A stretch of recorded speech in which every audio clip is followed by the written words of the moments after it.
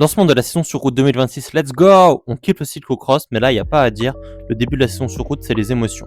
Première course pour le Tour de l'année, le Tour Down Under prendra place du 20 au 25 janvier en Australie. D'ailleurs, abonne-toi pour ne rien rater de l'actu cyclisme pour toute la saison qui s'annonce. Le Tour Down Under, c'est toujours une course agréable et excitante. On retrouve nos coureurs favoris absents depuis quelques mois.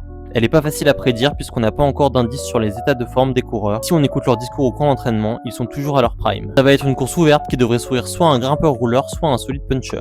Petite présentation du parcours avant de passer aux favoris. La course s'ouvrira sur un programme de 3,6 km plutôt plat.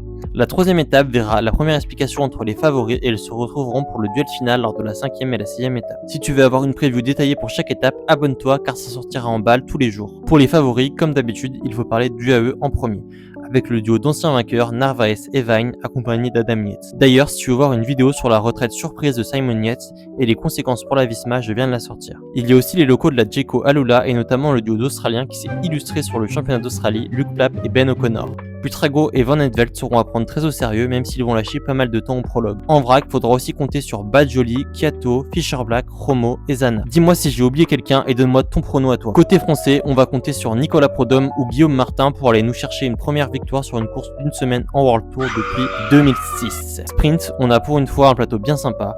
Mon favori, Matthew Brennan, la pépite de la Visma, mais aussi le spécialiste du Tour Down Under, Sam Westford. Il faudra aussi compter sur la menace David Van Poppel et sur le meilleur nom du peloton international, Tim Tottenberg, le triple T. On a encore quelques autres grosses cuisses que tu peux retrouver dans mon tableau. Dis-moi ton avis là-dessus et n'hésite pas à t'abonner pour ne rien rater du Tour Down Under et de toute la saison de cyclisme.